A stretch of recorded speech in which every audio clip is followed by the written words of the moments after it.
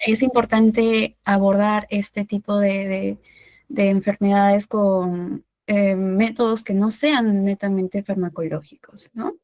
Este tema del acompañamiento en la indicación del ejercicio en el adulto mayor.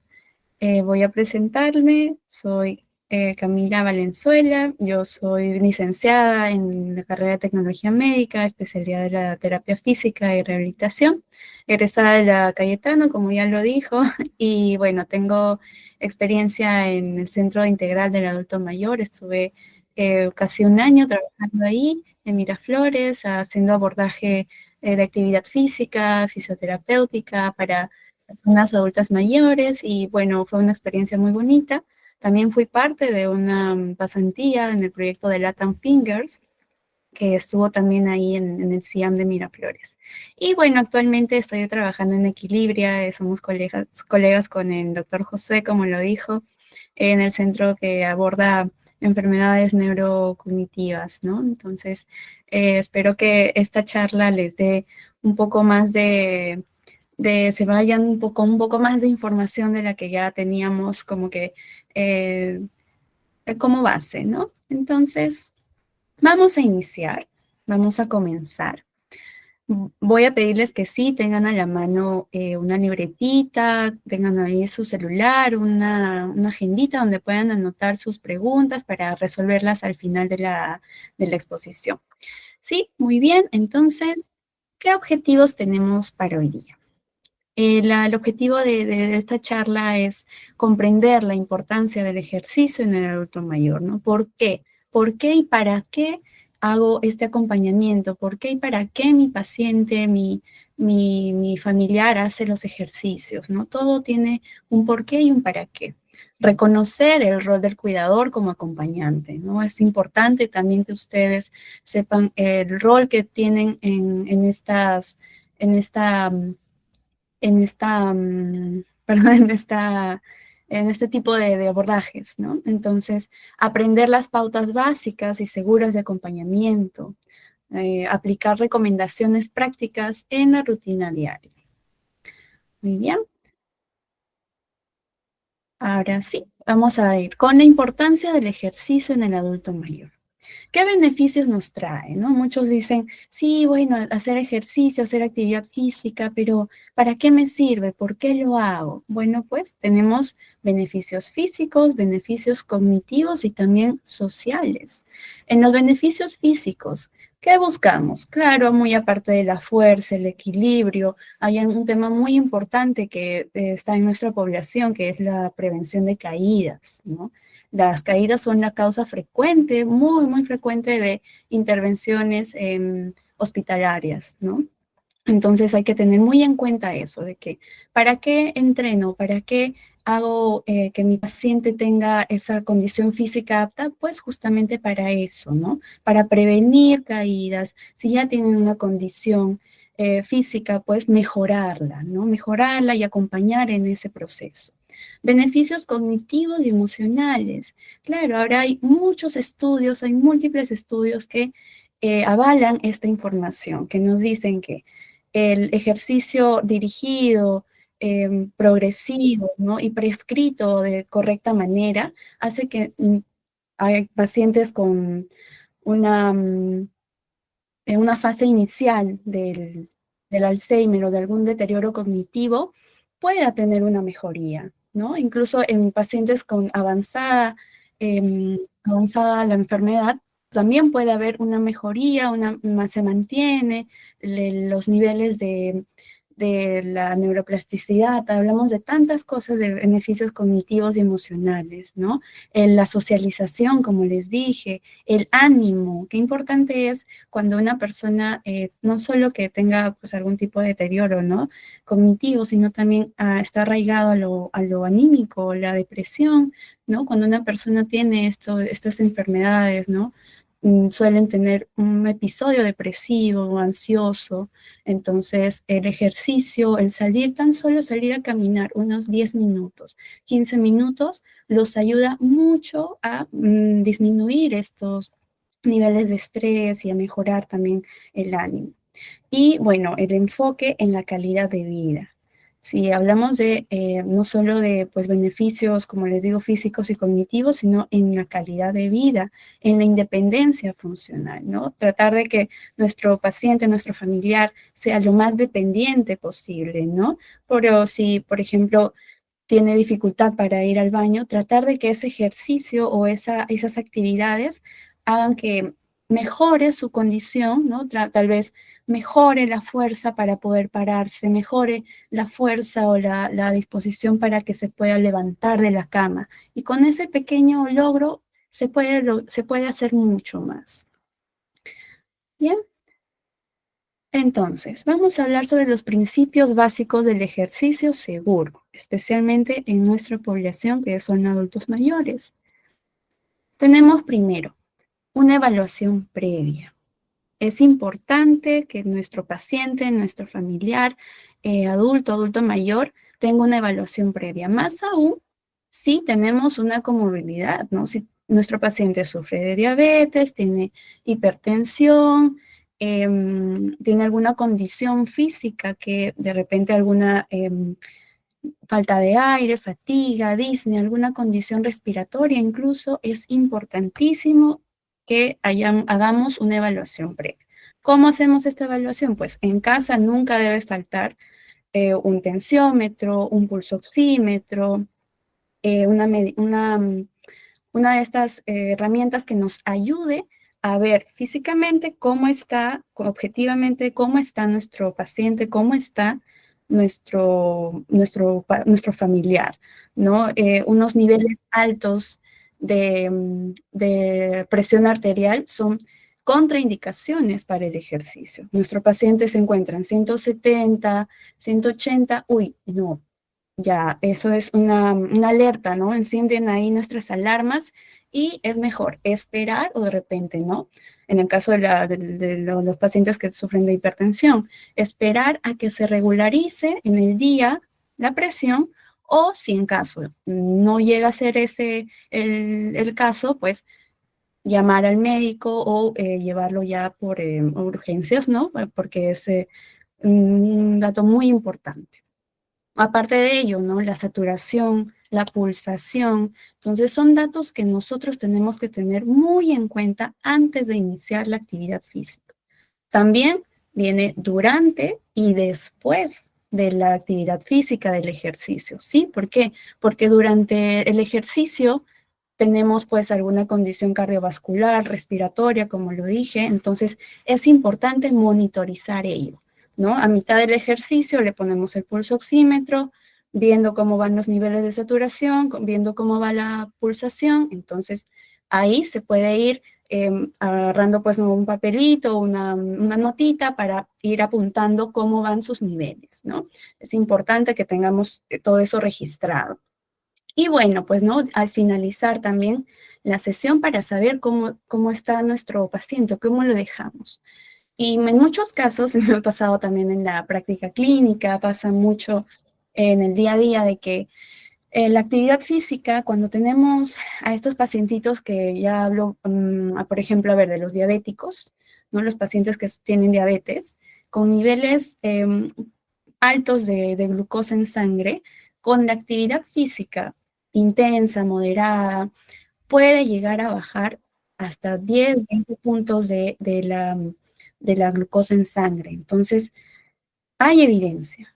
Sí se habla de un beneficio muy grande de la actividad física en estos pacientitos, ¿no? Inclusive en pacientes que tienen el deterioro cognitivo, algún tipo de Alzheimer, ¿no? Entonces son pacientes que mucho más, se ve con mucha más frecuencia los avances a largo plazo, ¿no? Entonces hablamos de diferentes beneficios a corto, mediano, largo plazo en la actividad física.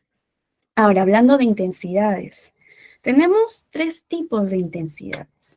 Intensidad baja, media o moderada y alta, ¿no? Entonces, nosotros como trabajamos, o bueno, tenemos en el día a día a pacientes adultos mayores, no vamos a entrenar pues a niveles altos, ¿no? No les vamos a dejar pautas de ejercicios que lleguen a niveles de deportistas, no. Estamos trabajando a baja y moderada intensidad.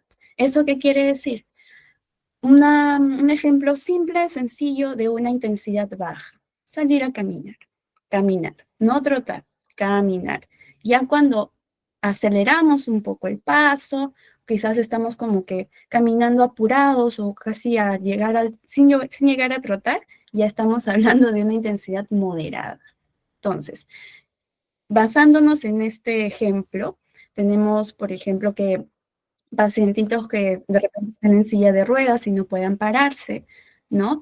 Midiendo, como les digo, importantísimo, la evaluación y el seguimiento, ¿no? Midiendo los niveles de saturación, midiendo los niveles de pulsación, viendo cómo se va en el ejercicio el pacientito o el familiar. Entonces, se va pautando el ejercicio, se va dirigiendo el ejercicio. De bajo puedo ir a moderado, breve evaluación, entonces voy jugando ahí con los tiempos, con las intensidades, ¿no? De bajo a moderado, de bajo a moderado. Y se habla de un beneficio integrando los dos tipos de ejercicio que son muy importantes también, tanto de fuerza como aeróbicos, ¿no? Entonces, se integra todo esto, intensidad con el tipo de ejercicio. Entonces, tenemos una mejoría y una adaptabilidad del paciente a este tipo de ejercicios, ¿no? Y también tiene que ser dependiendo de cada uno, ¿no? Por eso es que hablé también un poquito de la prescripción, ¿no? Es importante la prescripción para cada paciente. Cada paciente tiene un caso diferente, un manejo diferente hasta de la medicación y todo es prescrito para la persona a la cual estamos viendo. El tercer punto, la hidratación.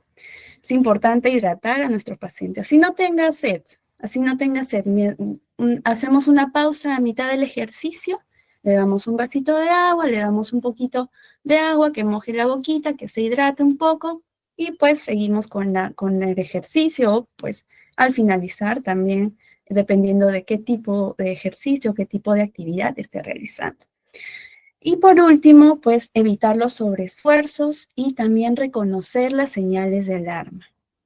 Es importante, ya de eso voy a hablar un poquito más adelante, cómo reconocer estas señales y también cómo no exigirle tanto porque ahí viene también el tema de la motivación, ¿no? Que también voy a tocar ahora más adelante. Voy a seguir entonces. Ajá.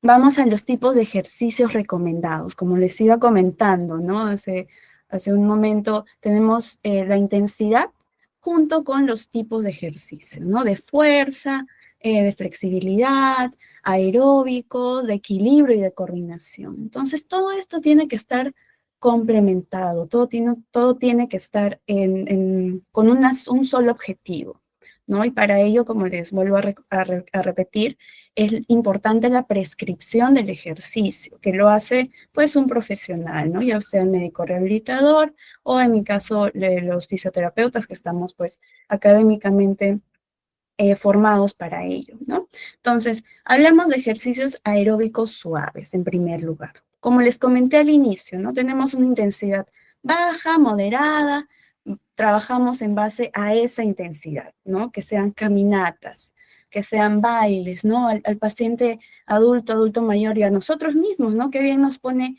qué bien nos motiva poner una canción que nos gusta, bailar un ratito, unos 4 o 5 minutos que dure una canción y ya, suficiente con ese ejercicio aeróbico como para calentar, como para empezar a mover un poco el cuerpito.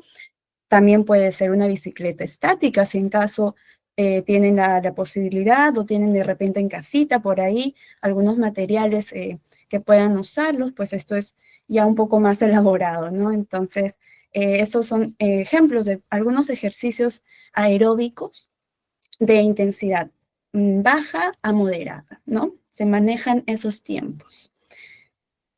Seguimos entonces con fuerza.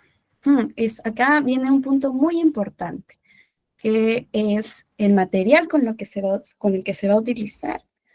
Muchos tenemos de repente en casa una botellita, ¿no? Una botellita de agua, lo podemos rellenar con arena, no hay excusa, todo vale. Con cualquier cosa podemos hacer una varilla, un palo de escoba, ahí también viene un poquito de fuerza, incluso con el propio peso corporal pueden iniciar. Y como les vuelvo a decir, todo esto es bajo una prescripción, ¿no? Bajo una prescripción del ejercicio.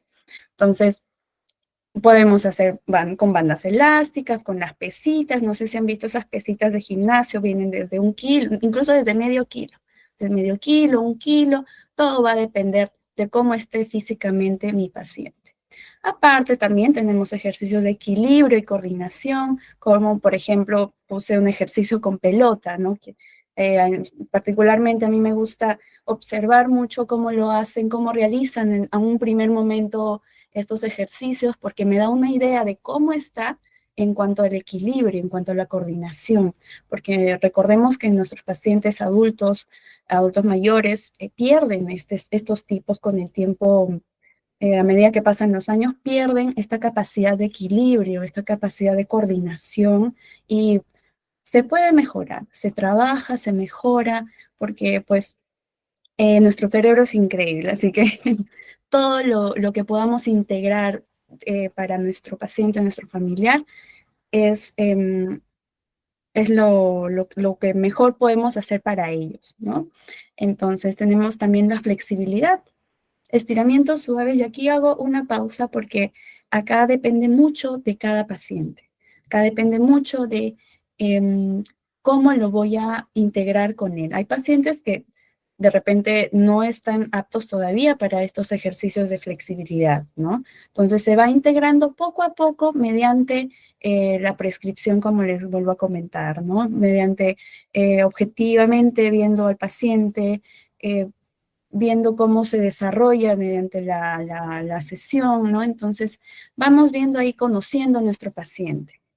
Entonces, hay ejercicios de movilidad articular que nos ayudan para ello, ¿no? Se empiezan con movilidades suaves y poco a poco ahí se puede ir incrementando la intensidad, ¿no? Como les dije y les comento este punto muy importante, lo vuelvo a repetir, es la intensidad en la que se trabaja, de baja a moderada, con ejercicios de fuerza, equilibrio, aeróbicos y, bueno, coordinación, ¿no? Entonces, para mantener para tener en cuenta que estos tipos de ejercicios son los que se tienen que integrar, ¿sí? Son los que tienen que ir como hermanitos, agarrados de la mano siempre para mejorar a nuestro paciente. Bien, vamos a seguir. Entonces, ¿cuál es el rol del cuidador en el acompañamiento?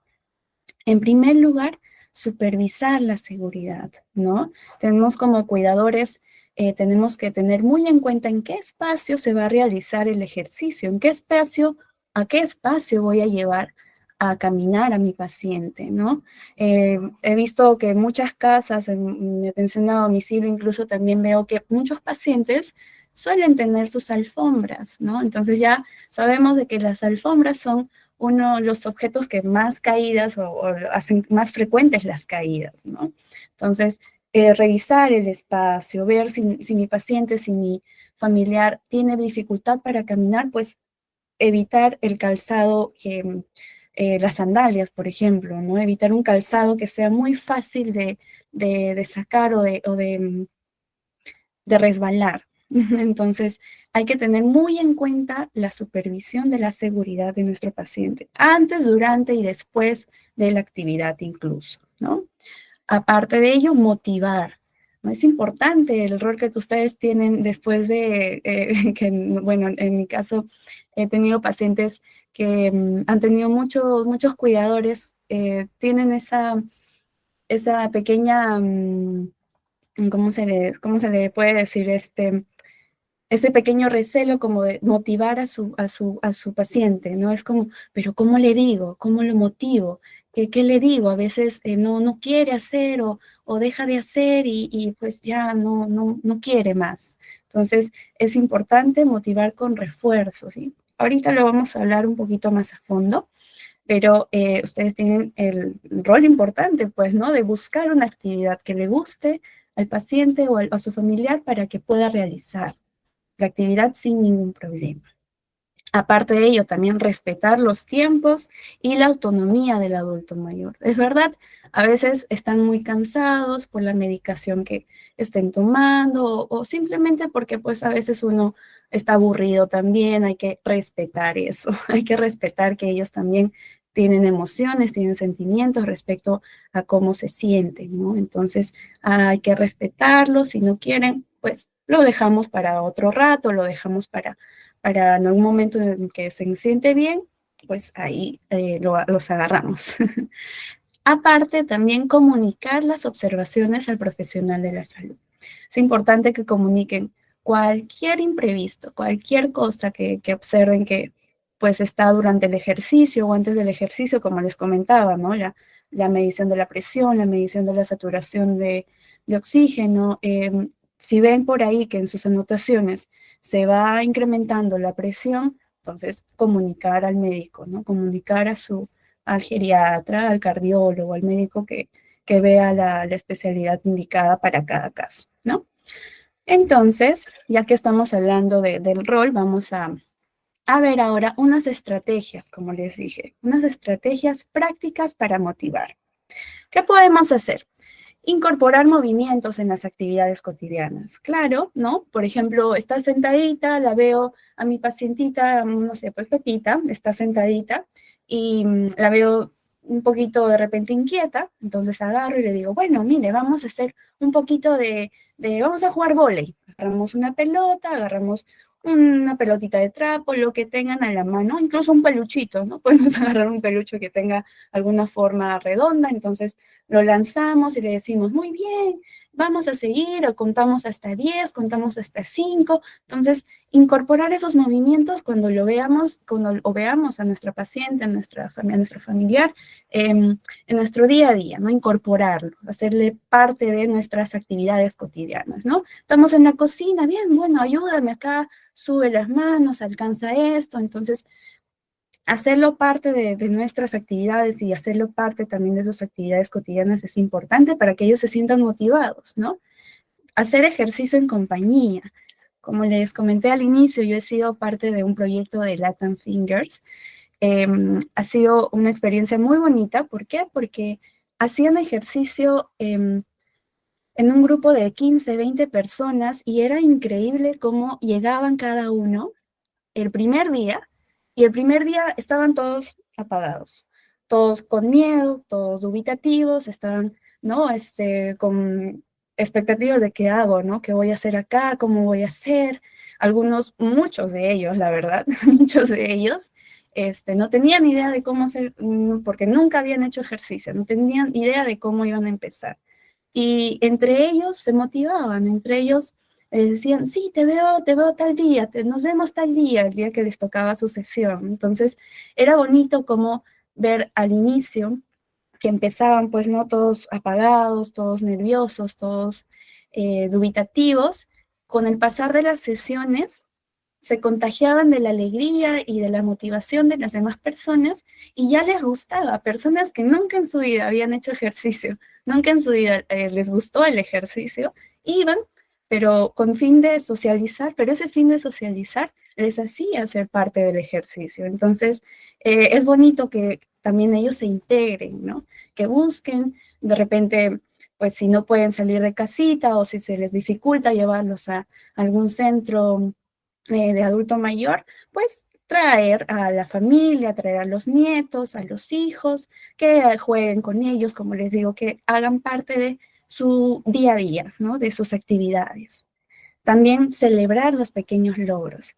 Así sea mínimo, ¿no? Así le cueste a nuestro paciente levantarse de la cama y el día que se haya levantado de la cama, celebrarlo, ¿no? Como si, fuera una fiesta, como si fuera su cumpleaños. Entonces, eso les hace, no saben cuánta alegría les trae a ellos que celebren esos pequeños logros, porque para ellos es bien difícil adaptarse a un nuevo estilo de vida, ¿no? Si, imagínense para nosotros, para las personas sanas, que estamos pues en el día a día trabajando, moviéndonos de aquí para acá, es difícil incorporar la actividad física, la buena alimentación, imagínense para ellos. Entonces, celebrar estos pequeños logros que ellos van alcanzando es importante. Es importante para que tengan esa motivación y puedan seguir haciendo y ven cambios, ven mejoría en su día a día, así sean pequeños y dicen, sí, me siento bien, voy a seguir haciéndolo. Entonces, también es reconfortante para uno como cuidador o como profesional de la salud ver que el pacientito esté recuperándose o esté teniendo motivación para seguir, ¿no? Y bueno, pues por último, variar las actividades para evitar la monotonía, ¿no? Acá tenemos bueno, nosotros como fisioterapeutas tenemos una gama de ejercicios en la cabeza, ¿no?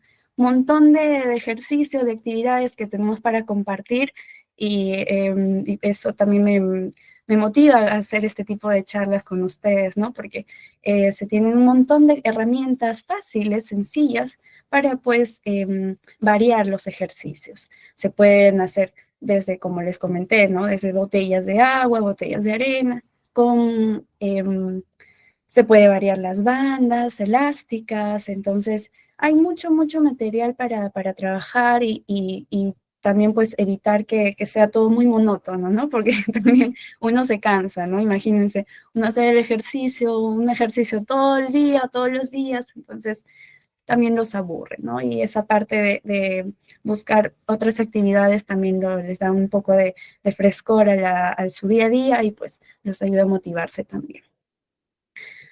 Muy bien, ahora vamos a hablar sobre las señales de alarma. Tengo aquí, lo he puesto en 4 categorías. Las señales más para mí como fisioterapeuta en cuanto a nuestros pacientitos, la primera señal de alarma es el dolor agudo o inusual, ¿no? Me ha pasado que varios pacientitos sienten un poco de dolor en el abdomen, sienten un poco de dolor en la pelvis, entonces, pero un dolor agudo. Entonces, ahí, bueno, señal de alarma, paro el ejercicio, paro la actividad, evalúo, veo cómo está la presión, por eso les digo importantísimo, medir los signos vitales antes, durante y después de la sesión, antes, durante y después del ejercicio. Entonces, tener en cuenta eso, ¿no? El dolor agudo o inusual, ¿no? En partes inusuales o eso, dolor que te puede llegar a alarmar, que puedes ver que haya subido la presión, entonces ahí vamos evaluando, ¿no? Aparte, mareos o sensación de desmayo. Es muy frecuente, esto hay que tener muy en cuenta para, especialmente nuestros pacientitos que tienen algún deterioro cognitivo, ¿no? Porque suele confundirse de repente con un dolor de cabeza, o bueno, pacientes que también sufren de hipertensión, ¿no? Diabetes, etcétera, varias comorbilidades, pero especialmente en estas. ¿Por qué? Porque solemos confundirlas, ¿no? Entonces, hay que estar muy atentos a ello, ¿no? Cuando los paramos de la cama o los paramos de la silla o los hacemos caminar, hay que tener muy en cuenta esos mareos o esas sensaciones de desvanecimiento. Aparte también la dificultad respiratoria.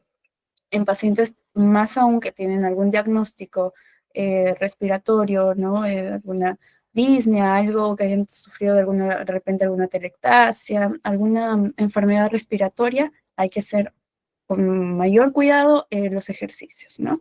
Y tener en cuenta la saturación, ¿no? Por eso les digo, durante el ejercicio también es importante la monitorización. Disculpen un momento, voy a tomar un poco de agua. Muy bien. Y por último, la fatiga extrema. ¿Cómo veo si mi paciente está muy fatigado? Pues porque vamos a evidenciar la cara de nuestro paciente cambia, se siente muy, de repente, ya no tiene pues esa respiración normal, sino ya empieza con una respiración más acelerada. Entonces podemos preguntar también, ¿no? ¿Cómo se siente? ¿Está muy cansado? ¿Qué nivel de cansancio tiene? Entonces ahí vamos monitorizando también esa señal, ¿no?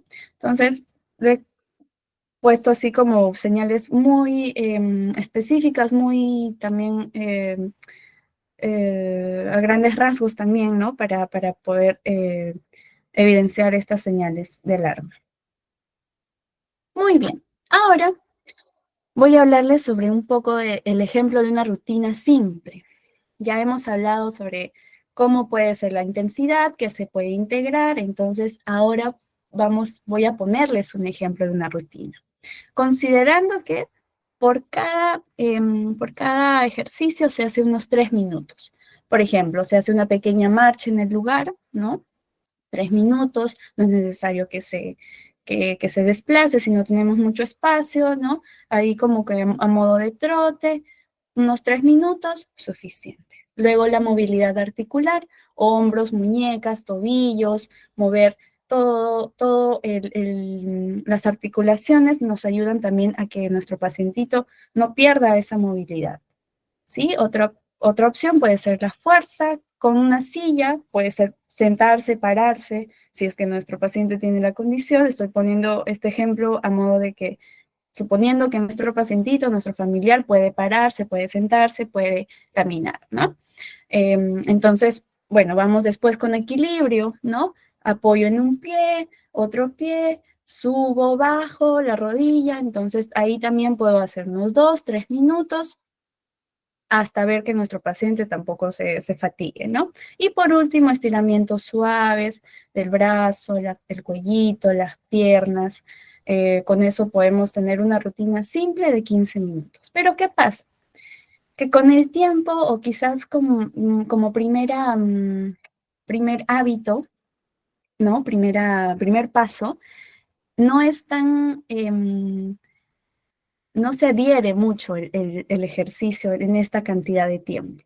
¿Y qué decimos ahora? Que ya tenemos, así como tenemos snacks de comidas, ¿no? Que es a media mañana, a media tarde, también estamos hablando de snacks de ejercicios, que pueden ser a media mañana, a media tarde, o en el momento en el que pues podamos acomodar por ahí un poco de actividad física en la rutina de nuestro paciente, ¿no?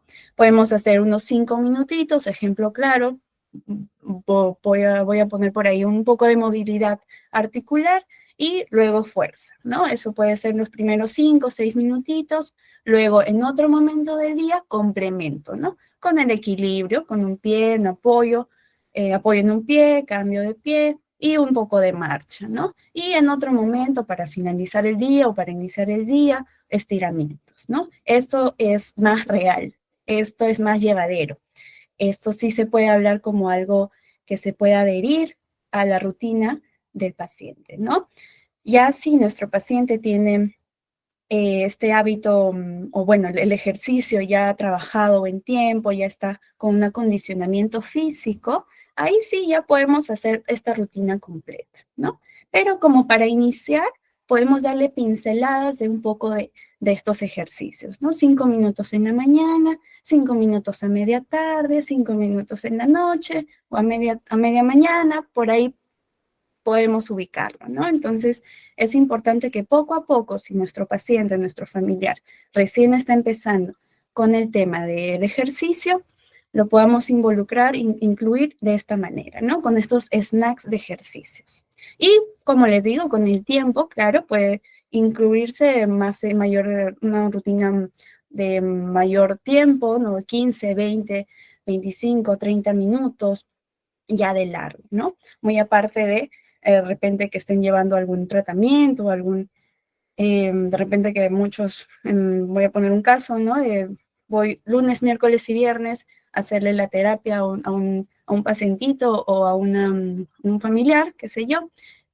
Esos días que no voy, podemos complementarlo con estas rutinas, ¿no?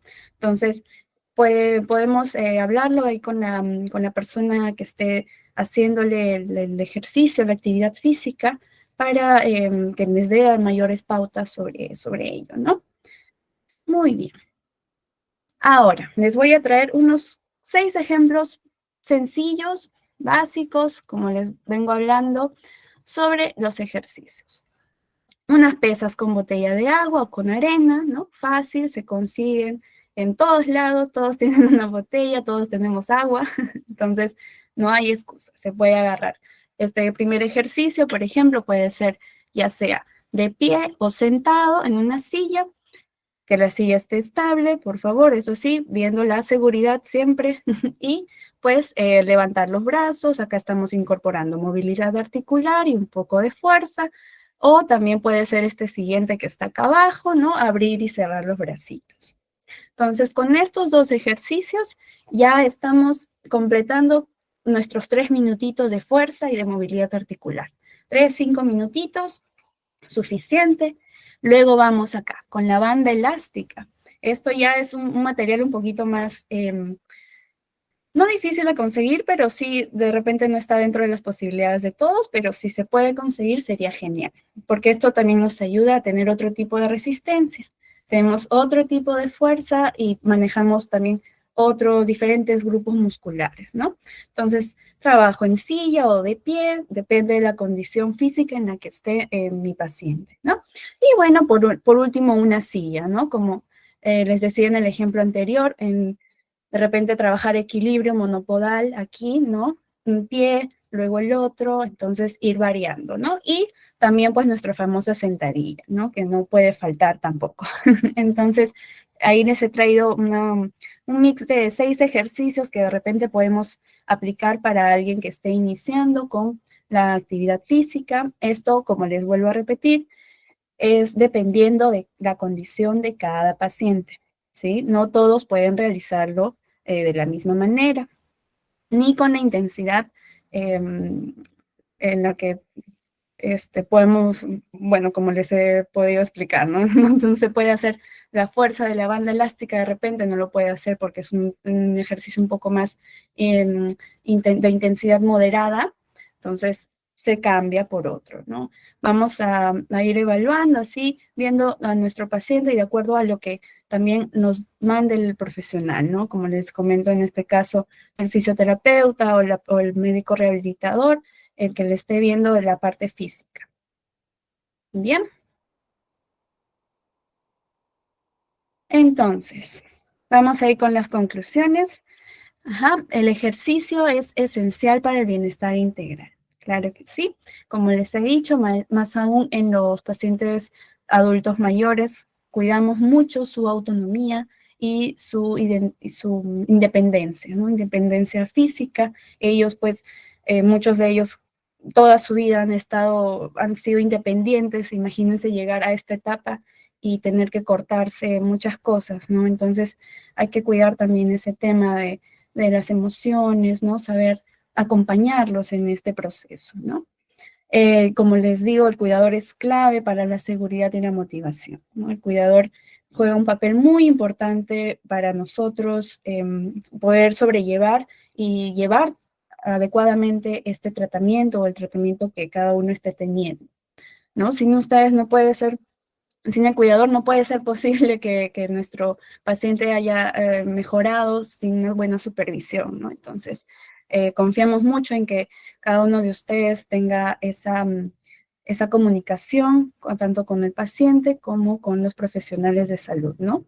Y bueno, pues también rutinas simples generan grandes beneficios, ¿no? Como les comenté, hay rutinas que, como en el ejemplo anterior, podemos incorporar poco a poco, ya sea con pesitas, con botellas, con bandas elásticas, con una silla, dependiendo de cada paciente. Eso sí, ténganlo muy en cuenta, la condición, la prescripción del ejercicio va muy de la mano con la condición física que tiene el paciente. ¿Sí? Muy bien. Entonces, con eso estoy terminando. Les dejo una pequeña frase. El movimiento es vida y acompañar a moverse es regalar salud y esperanza. ¿Sí? Gracias.